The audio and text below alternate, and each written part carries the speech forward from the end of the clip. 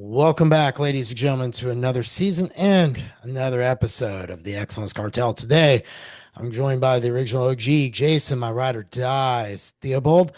Today, we have one of his clients on, Jimmy Baydoun. Oh my God, I did not butcher that, Jay. And we are going to talk about colitis. We're going to go over kind of what Jimmy thinks maybe led to it or did lead to it, how he kind of got in the middle of like that storm and then how he worked his way out of it. And we thought it'd be really applicable to a lot of our audience, especially coaches who are going to get more clients with these type of gut issues that we're seeing more and more prevalent, especially I'm seeing it in gym pop where my meat and potatoes is. But as always, let's get into how our last 7 days.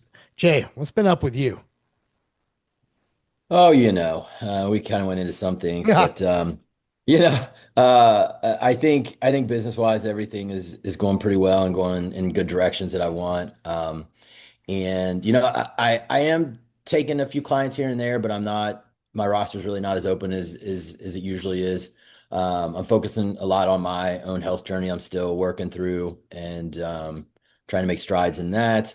Other than that, man, I think it's been a pretty tame week on business and all those things. So yeah, I don't think I have a whole lot to report. Not much new. I think new ethics. We are bringing out a new Metapure. Taste will be improved, which is hard to mask a lot of those ingredients, but that'll be nice. Um, and then the clinic is growing, man. It's growing hand in hand, just super fast, and so really blessed on that front. So all good stuff, man. What's going on with the Scooby Education Network, or is that too soon to talk about? No, we're just about moving. We've just about migrated all of the education into the Mighty Network app. It's not quite done yet, but we're close. And we are getting students over there and giving them access to everything. Um, and then the cohort is still available. It's a support system for coaches for $50. You can post up your labs, your clients' cases. I give input. Other coaches in the functional space give input, and for $50 you can't really beat it. And then once a month, I go live in the app, and whoever's in there and paying the $50 can show up and ask me anything face to face. And we usually do about an hour and a half and then call it. So that's where that's kind of headed. Just trying to get back, man. I'm not trying to gouge anyone. My education prices aren't super high. It's affordable for everyone. And, it's kind of my playbook, and you're getting access to it. Sweet. I know it's helped me in a lot of stuff. Business has been very interesting. Jay, you don't even know about this one. Back in the day, I trained this corporate account guy, and he got my book, and this guy saw him reading it, and they're just like a bunch of like, he's already cashed out two businesses, 50 mil plus. So Oh, nice. like, Okay. he's in that kind of circle. So him and his buddies like to compete every so often. It's like these rich 50-year-old guys got nothing better to do. So the buddy picked up my book from E and was like, "This is the guy. We need him to come do our stuff." So they're gonna be paying me to travel and set me up in Atlanta about once a month, if not once every Hmm. 6 weeks, so I can draw together workouts so they can compete against each other, take their body fat, all this different stuff they want to be measured on. They want to like make it almost like a gaming type thing just to keep Hmm. them competitive because a lot of them are like just on boards and various things. So there's like six guys, so that one's cool. And then from a friend that we know, he hooked me up with a WWE wrestler who's Yeah. currently out on injury that you know about. And I see him every single day. Are you Uh, allowed to drop his name or no? I'm not yet because he's not back yet, but everybody will know. Don't worry, I'll make sure I let everybody know. Want everybody to know. Just kidding. But that's been super cool. So I closed my book down. I got 80 clients and I just said I'm not doing it anymore. So I kind of have just said, hey, this is my line. Iron House is starting to really turn an engine that I haven't seen, didn't really foresee coming. We're about to acquire more space. I got another 40K in equipment coming, especially some prime equipment. How are you gonna get more So space? I thought you were the tapped space out. next to us, man, they might have faltered on their little thingy due to too Oh. much damage of flooding. So I Oh, might be able to acquire another 6 to 8,000 square feet going there you through go. the other side. So yeah, There game you over. go. But I'm thinking about capping my gym, 1,200 people. Yep. And I'm having members come up to me daily telling me to go up on the price so we can call the herd. So, it's doing pretty good. I'm very blessed in that. So But what I would it think, be? 100 then? yeah, I'd probably shoot at 100. Yeah. Probably exactly what I would do. And that's just because, dude, the equipment, like for example, Jay, you know that prime pec deck you love? Yep. Okay, that's like 7K shipped to you, and it's a 1 year wait. So that's Wow. what gym equipment's looking at. Like when I did a story, I told everyone, if you want good equipment, it's going to be about 250K minimum to start a gym, minimum. And that's not even probably including your Oh, marketing, I believe it. all All anything day. else, not good floor mats. I mean, like you'd have to skimp to put that together and put your money on your equipment and try to build inside out. But anyway, that's all that's been going on in my world. I will shut up and introduce our guest, Jimmy. Jimmy, it's nice to meet you. Nice to Formal. meet you as well. I know. I really appreciate that, man. Tell me a little bit how your last 7 days has been as we kind of warm you up to our audience. My last 7 days have been pretty, pretty hectic. I got engaged about a week and a half ago, so Congratulations. thank you. I appreciate you. So a lot has been going on. Just trying to stay grounded, trying to, get through everything that has been going on. Everything's settled down now. Just back up north at my cabin, getting some work done, getting some yard work done, and just trying to reset myself before I get back downstate. So when you say cabin, give us a little bit more info. You're kind of sequestered a little bit right now while you're working on your health and things, correct? Yeah, so we have a cabin about 4 hours north of Michigan. We've had a property next door for about since before I was born. My dad bought it. We're deer hunters, and then about 5 years ago, the property bordering us, the guy died. So my dad bought the property, just trying to keep bad neighbors off. Hmm. And then he ended up building a cabin here, and yeah, so now we have a cabin. Nice. Very What have cool. you Yeah. found to be the most relaxing part about being in the cabin, and what made you make that decision about your health to go there? I'm just curious. Like, I'm a conspiracy theorist, man. So was it the 5G? Was it the lead in the water? What was it? So, I mean, I'm not drinking the water. There is no lead in the Sure. water. It is tested every year, but I don't drink the water anyways. It's well water. It's nasty. So, I mean, being at home, I still live with my parents right now, in process of moving out and buying a house. So, just being around, little sister and her friends, always in and out. Mom is off of work for the summer because she works with autistic kids. So, she's back home for the summer. The house is pretty chaotic. Can't really get much done there. Can't really focus too much there. So, whenever I'm able to, I come up here and just try to stay as long as possible. Okay, that's fair. I appreciate that. So speaking of health, let's get into your story about colitis, your journey. Jay, as I told you on the back channel, like this is not one of my strong suits on the use on the Yep. colitis. So as I'm aware of, though, I know enough to kind of help people get educated and find the right people. Are there different types of colitis? Jay, if you want to introduce this to our audience and kind of take over. I mean, for the way I handle it, generally speaking, no, but there are four different types. Okay. And I don't actually know all of them. Jimmy may not. I've had clients with pancolitis, which is like the whole colon. And then there's certain ones where it's like left and it's like only on the left part, it's on the lower part, it's near more into the rectum, and these all have specific names. Jimmy, do you know any of the other ones? Yeah, so I mean, there's acute colitis before the ulcers are formed. Diverticulitis. Mhm. It's a little bit different. Not really able to explain it off the top of my head.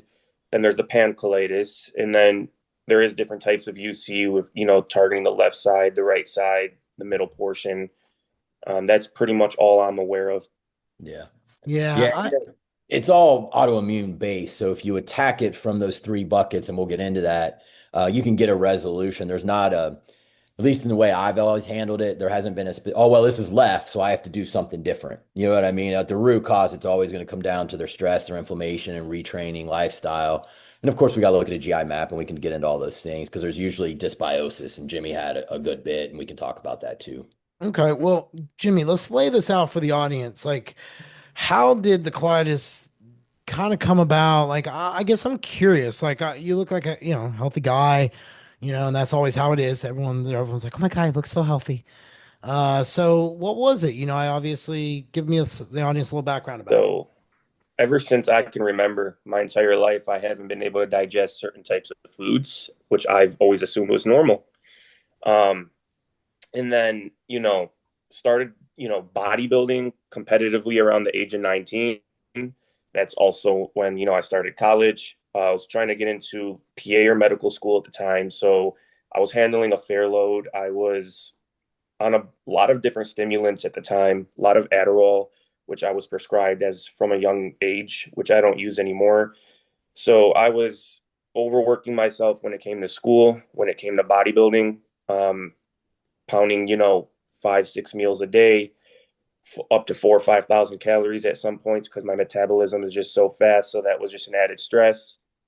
And then as school started advancing and I was starting to get into the point to where I was about to take my MCAT, I was just doing too much at once. At the time, I was overusing Adderall. I was on a really high prescription. I don't know how they were allowing that. So I was doing that. I was also abusing caffeine, not really knowing how much caffeine I was using because I was using these little meal caffeine enhancers, Oh, not realizing how much I was actually intaking. So I was probably getting upwards of like 1,200 milligrams of caffeine between the Mio, the pre workout at night, trying to get mm, myself into the gym to go and train because I was trying to turn pro at the time. Um, and then at a certain point, it was just too much on my body, on my system, constantly in sympathetic drive, constantly in a state of fight or flight, setting myself to a high standard. If I didn't, get the highest grade on an orgo exam, I would beat myself down for it. So I was constantly studying, missing out on sleep, going in the gym, and pretty much having to get myself into deep meditations in the car just to get myself in the gym to be able to hit these PRs to keep on growing. And then it just came down backfiring on me. One day I seen blood, didn't know what was going on. mm. It was pretty much impossible to get with a GI specialist at the time. I was on like a 2 or 3 month wait list. Damn. At the time, things were just going haywire. Mm. So it got to the point to where I was urgently running to the bathroom upwards of 50 times a day. Oh gosh. Um, and then at that time, I also, so at the time I had broke my left thumb and we were on online school at the time. So I had gotten uh, signed off to be able to get time and a half on my exams because I'm left-handed and it was my left thumb. And we had to do a lot of writing. At the time, I had also got COVID, which I do believe is what really triggered the colitis because after the COVID is when I started seeing the blood. So at the time, the school wouldn't allow me to get more time for these exams, and so I just dropped my classes because I couldn't study for my orgo exams, and I Wow. everything was really competitive. So I remember looking at my parents saying, "I'm gonna go all in with this coaching thing, and if by the end of this semester, if things aren't where they should be, I'll go back to school." Little do you know, so 0 to 50 clients in 1 month. Still unsure how it happened. Wow. Um, while I was urgently running the bathroom 50 times a Mm. day, losing a lot of blood. So what this led to was using more Adderall and more caffeine while on a wait list to try to get into that colonoscopy. So we finally got the colonoscopy. I knew it was either colitis or Crohn's. Hmm. Um, they told me colitis, and then at that point, they put me on the prednisone and everything to get me out of the flare. Nothing was working. At that point, I came across Phil Viz. Phil Viz also has colitis, and he was speaking a lot about it on his story. So I went ahead and hired him. He taught me a lot at the time, helped me get out of the flare and start bodybuilding again, which I was able to do for about 2 years. Had its ups and downs, but for the most part, it went pretty well. I did my last prep in 2023. I knew it was my last prep going in. I didn't want to keep pushing my body to the point of where it was. I just wanted to give myself one run at a pro card. Before I arrived at North Americans that week, I had gone into a real bad flare just because the amount of stress from the travel and stuff. So after that show, I just knew I'm not doing this anymore. I have no desire still to compete, still love taking care of my body and living the lifestyle. But as far as competitive bodybuilding goes, as of right now, it's just not on my mind. And then at that point, I lived in Cali at that time for a year. Um, Dad opened up a business that he had no business opening. He had no idea what to do. So I came back from California to help him get that started in 2024 and doing something that I had no business being in either. Really set it's a family business. So imagine, Doing an everything. hour away from my house, driving back and forth, Oof. coming from bodybuilding all my life, just stopped bodybuilding, not knowing what's going on in my life. After a year of that stress, the colitis just completely went out of control. Yeah. And then pairing at the end of the year, we went through a bunch of different bumps in the road with the family, a lot of, life changing episodes. So that really made me spiral out of control. I believe it caused some long term damage. That's when I came across Jason. I always knew who Jason was. I just didn't pay attention enough. I came across his Scooby U at first because I had a couple of client cases that I just couldn't figure out. So I took his Scooby U, and then from there, I just figured I might as well hire him. Um, I would like to get to his level someday down the line, 10, 20 years down the line. And the best way to do that is to, I feel like putting that energy out, paying his price, investing into his coaching so that there is no guesswork, knowing that we can go about this the right way. And it has been great so far. He's helped me, at least be able to take control of this again. And I've learned a lot so far. So it's been great. Yeah, man, I owe a lot to Jay. Like, I will always tell everybody that. Like I was telling the guy WWE I work with because he's like, "How do you learn this?" Like, well, I'm good at the in-person stuff, but a lot of the nutrition I learned from the guy I work with, my coach, my mentor, and like my bro. So, with that being said, I have questions. So let's get in this. And some of it, if it's too much, let me know. But my mind goes to when you talk about blood. Can you talk about what that's like? So was it like what was the color? Was it black in the toilet? Was it, red? Was it when you were wiping? Was it all the time? Like, how was that? How did you not freak out and think like colon cancer or colorectal cancer or some shit like that? Oh, And I freaked I out. did. immediately go like worst place scenario on that. So Yeah. that one, I want to get into a flare. So at first, I was just not digesting certain foods that people with colitis or Crohn's have. I was What working was the with foods you were not able to digest for the um, audience? certain vegetables, Okay. nuts, Okay. anything with tomato in it would destroy me. Anything citrus would destroy me. Okay. Come to find out, those are things with people with IBD should, I guess, stay away from. So I didn't know all my life why that was happening. And I remember at the time, about 6 months before I started seeing blood, I was working with Dominic Kuza. Um, and I remember telling him, like, I know it's a crazy thought, but is there a chance that I may have colitis or Crohn's because I'm not digesting one, two, and three? And he's like, the only way you could find out is if you get tested. So down the line, I started seeing blood at first. It was just red blood.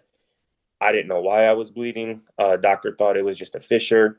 Hmm. And then the blood started becoming urgent. So I started having to run to the bathroom urgently just to drop blood.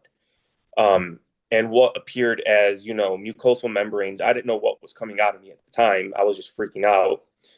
Okay. And then That it makes started sense. Okay. it started like speeding up. So now I was running to the bathroom more and more and more. And at this point, I don't know what my mind was thinking because my psychology was going sideways. Um, I was using more Adderall to tend to the clients that I was taking on at the time and pretty much just turning a blind eye to what was going on.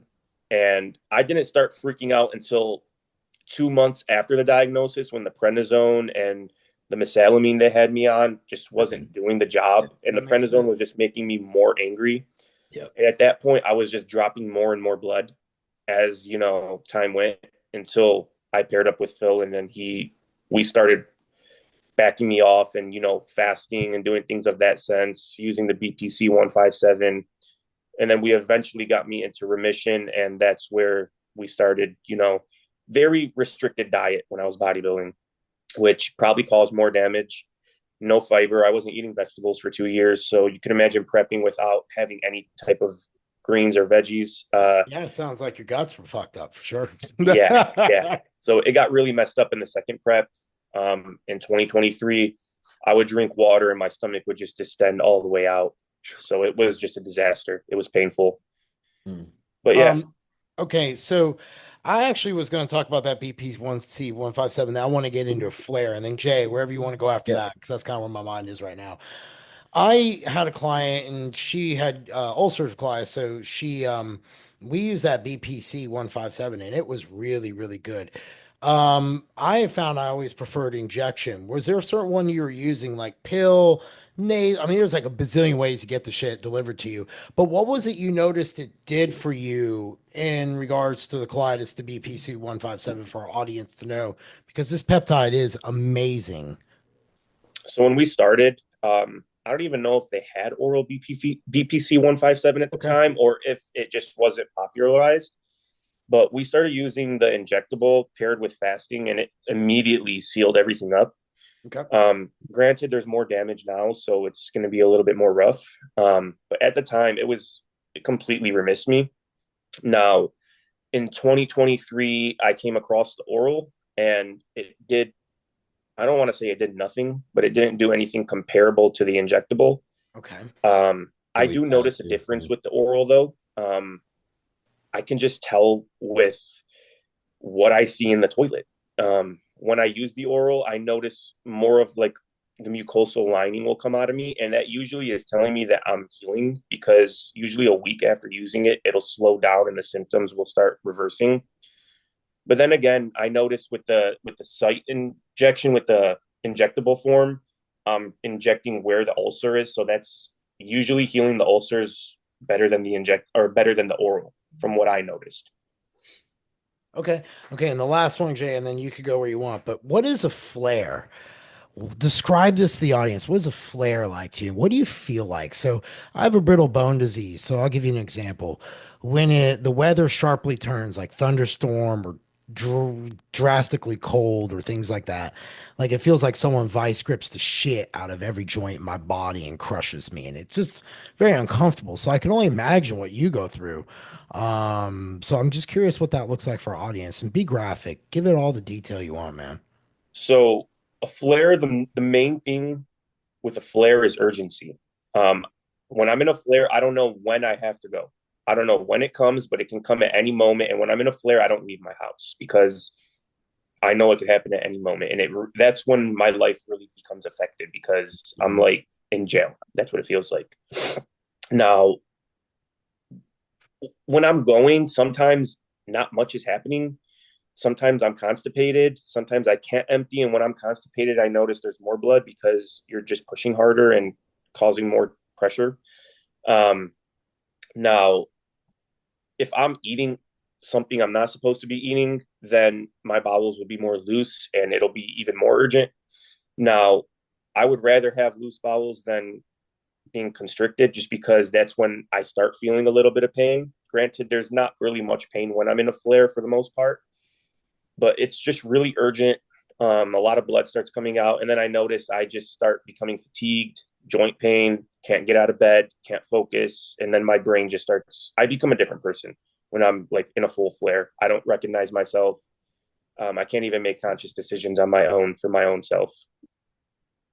Fuck, that's pretty intense. And I appreciate you being transparent on that because, you always you see some of this nonsense on social media. I've gotten to the point I just had to like just mute a bunch of things, but it's almost like they make people and their symptoms just this little because science says these things. I'm like, but these people are really in these issues. So I appreciate you being open about it, man. I know it's not easy to talk Mm-hmm. about. Jay, Yeah. where you want to go with that. I think at this point, maybe for the audience, like give your coaching mentor hat, what you're thinking as you work with Jimmy and all Yeah, that stuff, that's or what I where was you want going to to go. do, I think. But I eventually do want to ask him about the psychology of it because I've dealt with two chronic issues in my life and I know how hard it is to work through it. And it's made me more empathetic for my clients. So we will want to get into that. But, maybe nope. Jimmy, walk us through, the things I did with you. And I think you know the things that probably helped the most and maybe some things that you're like, oh, I don't know if I saw a ton with that. But, we know that colitis for our listeners, if anyone's out there suffering from that or any autoimmune condition, there's really three buckets that you can start on today. You can start on your stress and your CNS dominance. You can start on the inflammation within your body. And you can start on, there's always going to be a leaky gut component to these things. And we haven't fully got past that part yet with Jimmy. I usually wait till all the bacteria is killed before we really beef up the gut because some butyrates and different things can feed it. So we're still not quite there. And that might be why he's having a little bleeding. But tell me the things that we did. Just let the audience know some of the things. I mean, obviously, you paid for the help. I'm an open book. You can tell them anything, or you can hold a few things back. I don't care. But just kind of share some of the things that we've done and you've found value in getting this under control? So getting me into a good morning routine was the first thing, setting my day up right. The biggest thing that I've noticed making a change in my symptoms was the cold exposure. Mm-hmm. I So was we going to were ask doing, about that. yeah, we've been doing cold exposure every morning. How long? 3 minutes in the shower. The faucet here at this cabin is the closest thing to like an ice bath. Yeah, I bet it's cold as shit. Oh my That's God. freezing. So, and it comes out pretty strong, like compared to the one at my house. So that I noticed is a big game changer. And thinking back, whenever it's deer hunting season and I'm sitting in a cold tree stand for 2, 3 months at a time, I notice my symptoms are at bay and I never knew why. And now it makes sense. So that, and then we also do a breathing exercise, a Wim Hof breathing, and a meditation after. When I'm consistent with that, I notice that helps a lot because it grounds me, it centers me. Now, one thing that I've been kind of like put a little twist on is we try to do a walk outside, like a still walk every morning. Um, what I'll do now as the weather got better out is the first thing in the morning, actually before my cold exposure now, before my meditation, is the first thing I'll do is I'll go into my backyard now and walk in my backyard barefoot just to get some grounding Grounding. Yep. and get some sunlight, in my eyes and stuff. That has been a big change. So for me personally, when I'm not on a routine and, I start becoming off balanced and, my stress starts to rise and my anxiety starts to rise. I'm a high anxiety person. Same. Even if sometimes my mind isn't going anywhere for whatever reason, I start feeling anxiety, heart rate starts going up. So I notice when I'm in that routine, it kind of keeps that at bay. And it kind of keeps me centered. So I can always go back to, my brain, my own thoughts whenever bad emotions are arising, whenever, anxiety is arising. I can always recenter myself and bring it back down, which has been a big help. But I notice when a lot of things are happening in life and I'm a little off my routine, I notice my symptoms will kind of come backwards. So it's kind of like a game of push and pull. Mm-hmm. Um, I wanted to ask on the what did you find was the big, how long did you do your fast for? You talk about that earlier, but when you were coming out of the fast, were there certain foods you had to like figure out over time that work better for you to come out of your fasting zones with? So since we've been fat, we started with a 20-hour fast with a Okay. 4 hour feeding window. And then we've been slowly reducing that and adding meals. So we pulled an MRT test and we've been basically just MRT working. test being what? It's like a food sensitivity test Okay. to see if any of these foods are pushing you into autoimmunity. So we've pretty much just like eliminated majority of the foods at first, and we were on a really restrictive diet. At first, I was a little lit up as my body adjusted, as inflammation came down. And then over time, I mean, I started being able to eat foods that I never imagined myself being able to eat. So Jason has me eating things like watermelon and grapes and blueberries, which I was always terrified to even get near, Hmm. which has been the biggest, blessing of this all. Is that was really the main thing that I was frustrated about, is not being able to eat simple things like fruits, Yeah, like which now I'm able to eat. so fresh and healthy for you, but you couldn't eat it, It's like Yeah. it's such a bummer. Is that common with colitis, Jay? Yes. Like with the fruit Yes. stuff, pretty Especially much? Yeah. seeded fruit like Okay. blackberries and stuff, but Jimmy's was pretty advanced. And the beauty of the MRT is it's not just IgG. So if you eat something like if we eat eggs every morning, you take like a Yes. one of these Suppose kind of you're. cheaper tests, it's going to be up. It truly is sensitivity. So by taking all those foods out, we can quiet the body for now, right? And then we slowly reintroduce things. So I usually limit it to 1.2 or less. So it doesn't give them a lot. Like it might be three or four veggies, three or four, like maybe a couple things of meat that are, and a lot of things will be offended. So his diet was very limited for that 4 hour window for a while, but I had to quiet the storm. But the thing is, with people with colitis, their gut mucosa is gone, dude. It's destroyed, and that's why they bleed and they have ulcers in the lining. Well, you need those fruits and veggies to rebuild that. And so if you can't get that back in, you're going to struggle to get that closed up for good. So it's such a catch-22 that they're living. It's so difficult. That's why you got to build the nest of calm first.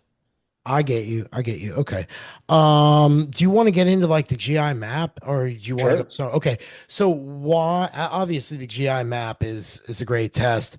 What were you looking for on that? And like, what are the flags for colitis on that kind of test? And then Jimmy, if you kind of want to pencil in after that too, because I know you work with people on this and give your thoughts as well. So a telltale giveaway of like, some sort of autoimmune gut will be a high calprotectin. Okay. Okay. Now I think Jimmy's was like in the 500s, which is, don't get me wrong, that's high, but I've seen people in the 7,000s. So when I Sure. saw it, I was like, okay, not as bad. I think we'll get a good result here, but that's still really high. So if you see a high calprotectin, it's a good suggestion that there is intense inflammation in that gut and they might be dealing with autoimmunity.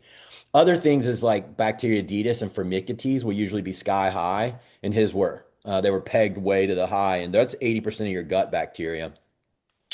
Um, you a lot of times will see Akkermansia off a little bit. His was still in the green, but a little bit towards the going more high. And when Akkermansia is high, usually that's the body trying to say, "Hey, I need to build mucosal lining." So we started to see all those things. He had two autoimmune bacteria that were high, and so I mean that's telltale sign that we're dealing with an autoimmune condition. And then he had like four or five other SIBO-like bacteria, or the ones that shouldn't be high that were high.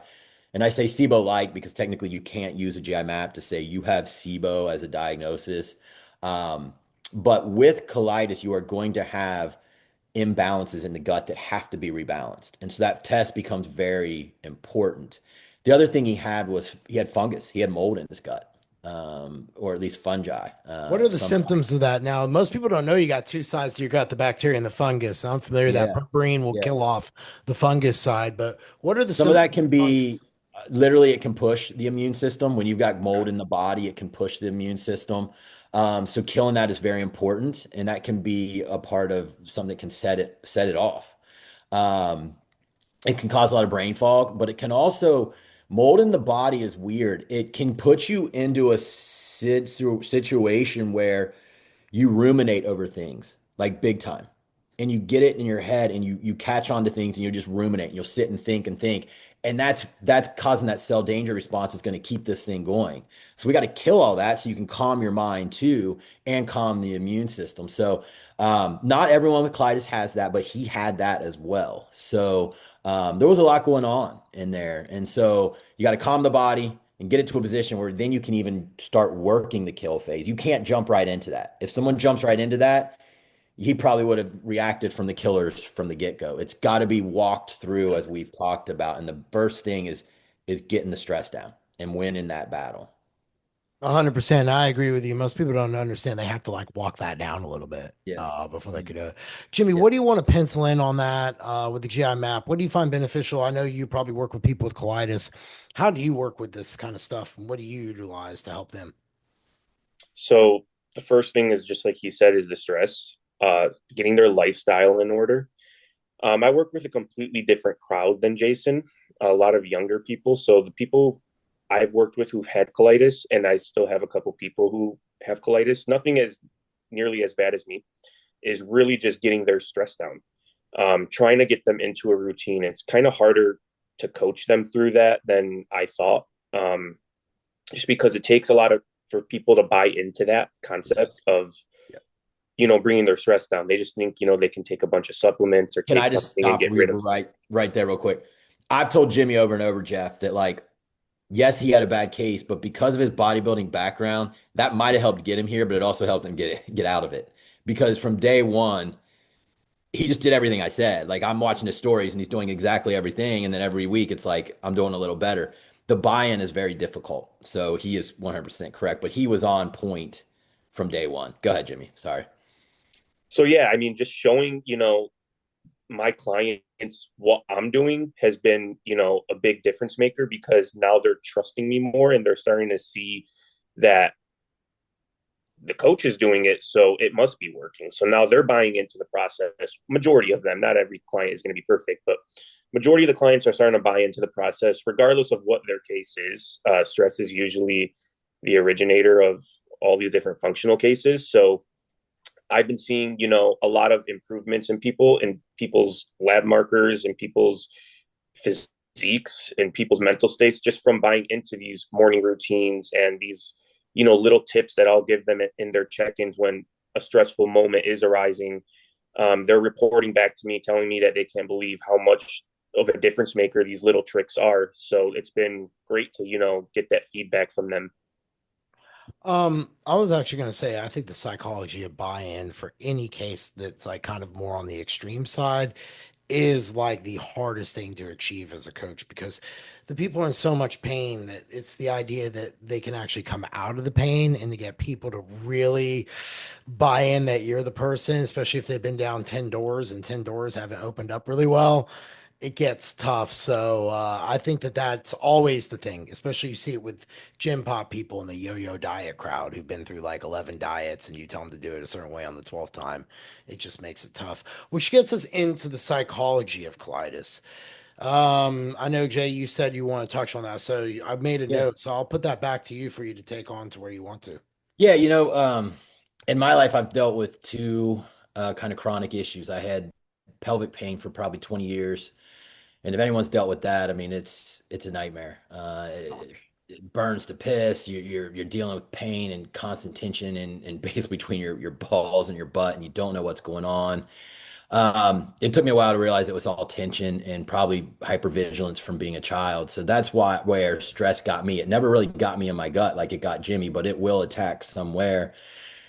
That was tough because when I had all that, I knew I wanted to do this thing bodybuilding. I couldn't train as hard because afterwards it would cause it to be more tight and worse. And so I fought that years. And really, by the time I was in my 30s and I finally understood the stress, it started to let up. And then after I've done well on stage, then I come into almost an autoimmune condition issue myself where my lymph nodes swell. And now I'm back to kind of sitting in it and not able to push. I've lost a lot of muscle. I know Jimmy, you went through some downsizing too. Um, Talk to us about the psychology of what it takes to get through some of this crap, dude, because I mean, we all had our journeys and it's made me a much more empathetic coach over the years. And this last one has made me even more. Tell me how it's helped your coaching. Tell me how it affected you, and tell me how you got through it. Because, I mean, seeing blood in the toilet would have freaked me the fuck out. And then, we're all trained to, get to the doctor right away, and we know where that can go with colitis. And then you had to wait 2 to 3 months. I mean, I'm sure at times you felt like there was no end. So tell me about just all of that type of direction there. So at first, it was very hard at first just because I didn't understand anything. Um, and I was just trying to mask everything with stims, like I said, just to get through, to make sure that my clients were well taken care of. It was still, the coaching business was still brand new. It had just taken off. So I had to make sure that I was doing everything right at the time. And then the desperation of just trying to figure it out. The doctors were never any help. Till this day, every GI doc, and I've seen the best GI doctors in the entire country throughout Ann Arbor, and the doctor just got upset when I told her what me and Jason were doing. Not upset as if we are doing something wrong. She got like envious or jealous that we were attacking it in a different way. So I'm not even going back to, discuss with them unless I just need to get a colonoscopy to check up. But at the time, when I hired Phil, that was like my last resort to see if I can start bodybuilding again. Yeah. From there, I started learning a lot, which I was able to, immediately take back to my clients and start teaching them. Over those past 2 years, I was able to experience a lot, just with working with different types of clients, whether it was Gen Pop, bodybuilding, a couple people with colitis, I was able to, help out at the time. Now, transitioning into, more of the functional realm, working with Jason, doing things differently, this has immensely helped me as a coach, just because I'm learning, a different style of coaching now.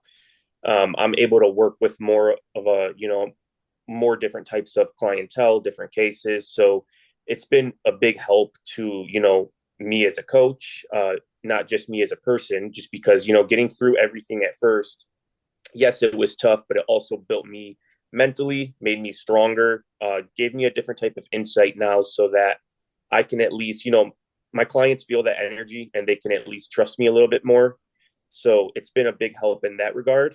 Um, and just overall trying to, remain grounded and understand that other things are going to arise throughout this and it's not going to be a smooth road, and just being prepared for that and being able to adapt and adjust as things arise.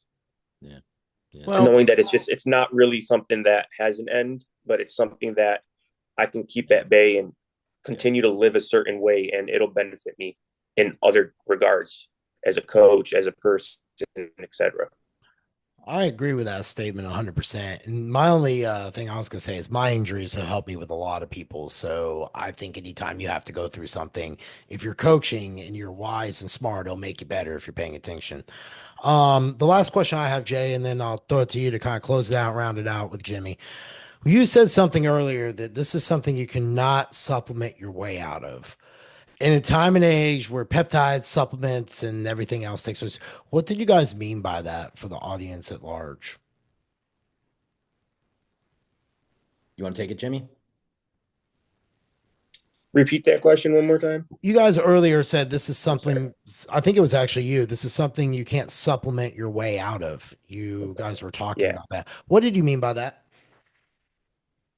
So when you're stressed, it's going to alter everything, just from your vagus nerve down to your gut. So from the stomach acid to, like he was talking about, the gut permeability, the different types of, overgrowth going on. So if that's all going on, if you're still in a state of stress, it doesn't matter what you're going to supplement, because like I said, the vagus nerve is so close to the gut, and the gut is composed of so many more nerves than people are aware of. So your state of mind is really the number one thing. It's what your body's responding to constantly. Like Jason said, the cell danger response, your cells will believe they're being attacked, which is just going to continuously, it's like a game of tug of war at that point. You're not going to really get anywhere. So in my opinion, well, not really opinion, it's been proven just through trial and error now. Controlling your stress is going to be the biggest difference maker because of what we just went over. So it doesn't matter what supplements we're using. Like Jason said, getting that stress put at bay first, and then going through the supplements, the GI map, and taking care of all of that. I think a good way to show that is, Jimmy went to the doctor and they gave him prednisone, and it's probably an immune suppressor. Right. He was so jacked up on stimulants and everything. And every time he took that stimulant, it may have helped him get through the day, but it actually was pushing him in the wrong direction in terms of health, right? So he was such in a bad state that even those strong meds couldn't overcome it. So it's the same way. Like if you throw someone right into a 5R, that's to, kill the and rebalance the gut, and they have not worked on their stress, it's not going to work. Um, and so it's really about really redoing the mind and redoing, like Jimmy said, was the biggest thing for him is starting his day in a grounded way where he starts out with his heart calm, his energy good. And, one of the things that I made the biggest mistake, when I was growing in my businesses, and I wish I didn't do this and I knew better, I felt like I had so much to get done that I would rush to the computer right out of bed. I would drink some water and I'd be right in front of the computer. Like I didn't walk, I didn't meditate, I didn't see the sun. It was right to the computer to get my day going, to get my clients worked and move through. And I think that was a big part of why, I'm in the position I'm in right now. And so, anyone out there with a bad morning routine right now, dealing with any chronic issue, take a look at that. Start there. If you do anything from this podcast, start there, man. It will help. So. Actually, I think that was a beautifully way to round it up. I think it was a great episode covering colitis, and covering like a lot of the digestive. Jimmy, I really appreciate you being very transparent about symptoms, flares, your stories, because I think that helps coaches differentiate to ask those questions, because clients will dismiss that. And maybe just some regular coaches are out there going through this, or clients or anyone who gym pop, this is stuff you want to get checked at. In today's modern medicine, they're making you wait a while. So it's best to know. And I appreciate you talking. Where can everybody find you, follow you at, if they got questions, hit you up for mentoring, anything like that you might offer? So Instagram is Baby Bird Physique, Okay. Beautiful. all one word. That's my Instagram. That's basically where I do everything. I'm on Threads as well. Facebook. I'm not really on Facebook as I'm not as active on it, but mainly Instagram, Baby Bird Physique. Fair. Well, thanks for joining us. And everyone, be sure Absolutely. to follow him, give him a little love. He's out there really trying to share and be transparent. And there's always something to glean off of that. We'll see y'all again in a few weeks. Peace. Yeah.